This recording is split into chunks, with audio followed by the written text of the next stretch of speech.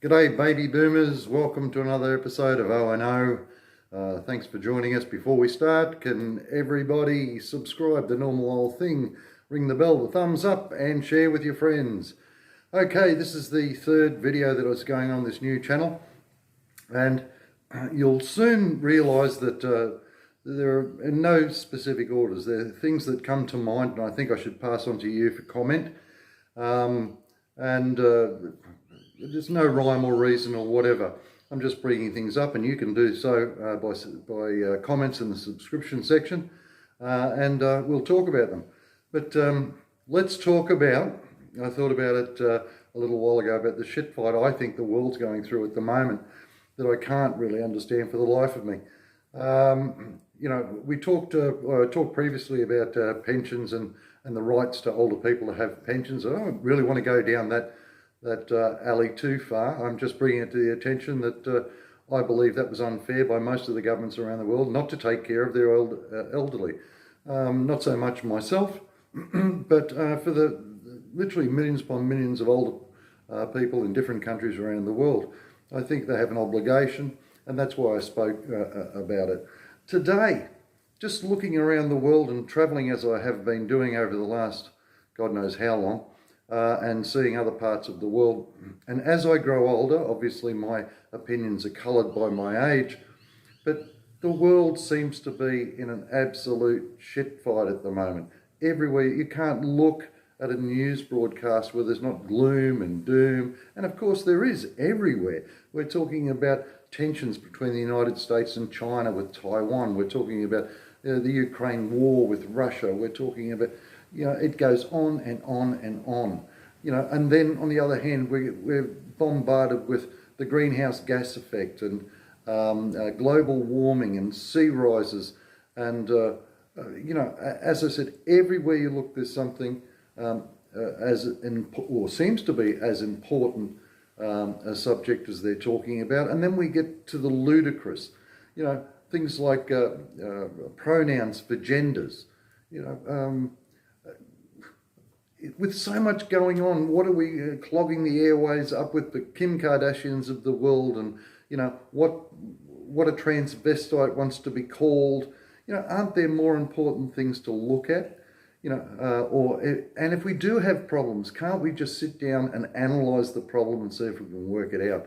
The constant bombarding from news outlets, everything is, if we don't do this, if we don't do that, somehow it always seems that whatever we do is going to cost money. It's going to cost the populations of the world money. The latest COVID situation, the fiasco that turned into. We were relying on our governments to protect us, and the big pharmaceutical companies made billions and billions of dollars out of what can only be described as a liquid they pumped into us by the multi-million dollar doses. Was about as effective as saline solution in the veins, and it's now coming out, but it's over now, so let's not worry about these things. What I've come to realise is that the life now has become so complicated, and it leads me to think that, I'm not a genius. I've had a reasonable education, but I'm not an idiot either. And I don't think it takes a genius to realise that, there's a group of people on this planet that are getting screwed. And we just happen to be part of that group. Obviously, our problems pertain to our age and the time of life we are, but everyone seems to be getting screwed at the moment. Karl Marx once said, and I'm not a socialist, a communist or whatever, but I do read a fair bit of literature. I believe Karl Marx said, at one stage, religion was the opiate of the people, and considering the amount of time religion took up in everyone's daily life, it could be perceived that way. And of course, we know the communists didn't like opposition to their doctrine, which was religion at the time. So, that statement was made. But, history is repeating itself in one respect. Then came television, and one could be said about the same thing. Here, generations of kids grew up glued to the TV for 4 and 6 hours a day, sometimes longer. And television became the opiate of the people. And now we've got things like YouTube. And, Okay, we're partaking of YouTube, but now that's become the opiate of the people. It seems to entertain the people, to keep them from stop looking at things around us, stop complaining about things, is the way that governments or big business or whomever is behind this, and I don't believe in that everything's a conspiracy. I'll do a whole vlog on what I think conspiracy theories are. And of course, some conspiracies take place, but not to the level of which everyone likes to point at the wicked people sitting at a big table playing the world like chess. I don't think that is even realistic. But anyway, we can talk about that in another vlog. But we are getting screwed, and we're letting it happen. You know, gone are the days. And I think back to the days of the Vietnam War. Again, I reflect on history, as most of you people of my age do. The protests that took place to get us, the Americans, the Australians, New Zealand, out of a war we should never have been in the first place. You know, those protests are gone. These days, everyone seems to lay down and let things happen because they're distracted by things like the internet, by entertainment, by a myriad of things that just don't make sense to me. And talking about things like the internet and computers and everything that is so fabulous these days that we get no general real benefit from. Let's take the computers. They're a fabulous invention. There's no doubt about that. Look at YouTube. I can talk to the world. That's wonderful. But if you actually boil it down and take away the complications and the convenience that is provided, computers and YouTube and WhatsApp have replaced absolutely nothing we didn't have before. And if you want to get real primitive about it and say, well, computers were designed to do calculations and whatever, by God, so was an abacus, you know. So in effect, it's just an updated version of an abacus. You know, before we went to the computer and so-called the web to find out everything that, let's face it, everything and anything, whether it be factual or not, can come through the web. You know, we had books. The knowledge of the world was held between the covers of books. No, it wasn't as convenient as going to Google and whatever, but at least we could monitor and cross-reference the information we got and make our minds up whether it was true or not. Now, people out there are going to say you can cross-reference on Google, you can do this, you can do that. But we're now reaching a stage in our lives where disbelief is such that how can we possibly do it? Now, how can we, a normal, everyday, average person, you know, with this bombarding of information, whether it be true, false, or indifferent, analyse whether what we're getting fed is correct or true?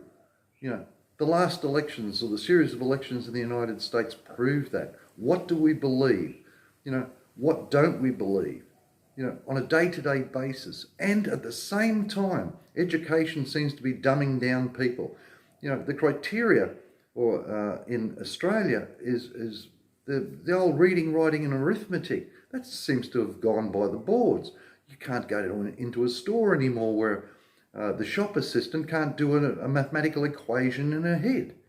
You know, you've got people in the United States and Australia that don't know anything about geography outside their own borders, and half the time inside their own borders they have no reference to. I and fellow Australians know more about American politics than most of the youth under 30 in the United States. And that's because we had papers, and that's because we had reference material, and that's because we were taught it in school. We were taught about history. We knew our place in history, and this generation has no idea to where to anchor themselves in history, and what is even worse is they don't care. You know, and this is why we can't sit mute and let it all happen. Everything we worked for is now starting to crumble through generations of people that are manipulated by a very small percentage of people that are doing the manipulating.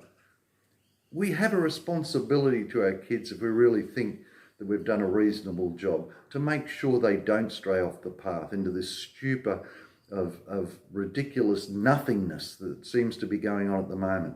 Of course, there are a lot of fabulous young people that are doing things and whatever, but the vast majority of kids, and I can sit here and point to 20 of them out the window that are as useless as tits on a ball, sitting round on rollerboards,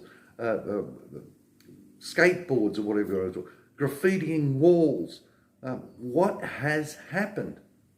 You know, that's what I'm asking you. The law is crumbling around us. You know, in Australia, we don't even have the Street Offences Act now.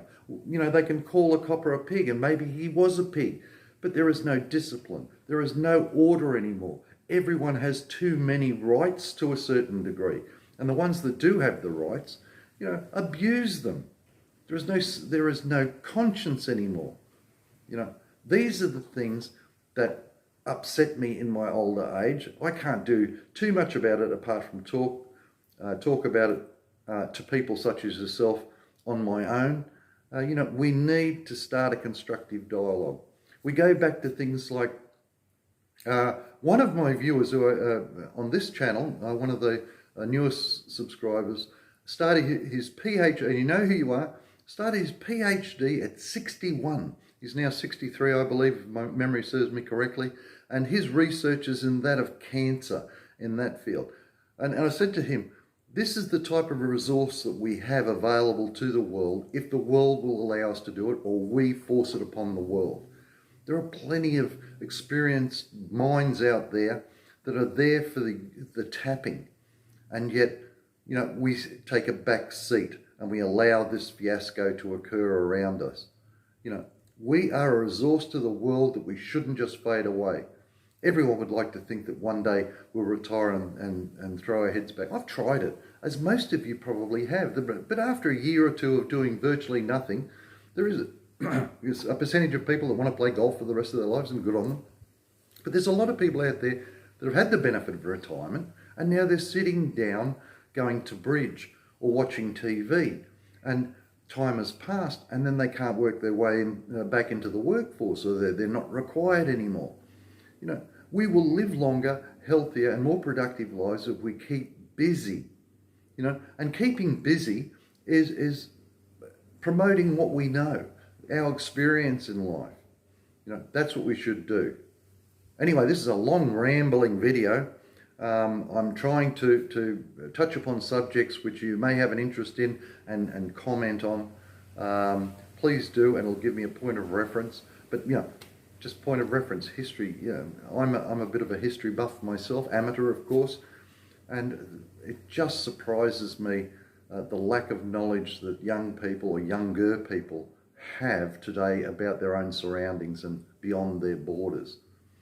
And we're living in an era, you know, that we have to have more knowledge as a group of people, as a country, about what's going on beyond our borders, to keep safe and secure, and to work things out, and to keep trade going. And, you know, the subjects we could talk about as far as trade and how China's capitalised on that, and how we've let it happen, how jobs have disappeared. There is no excuse for any of that. We've allowed it to happen, you know, and now we've got to take it back.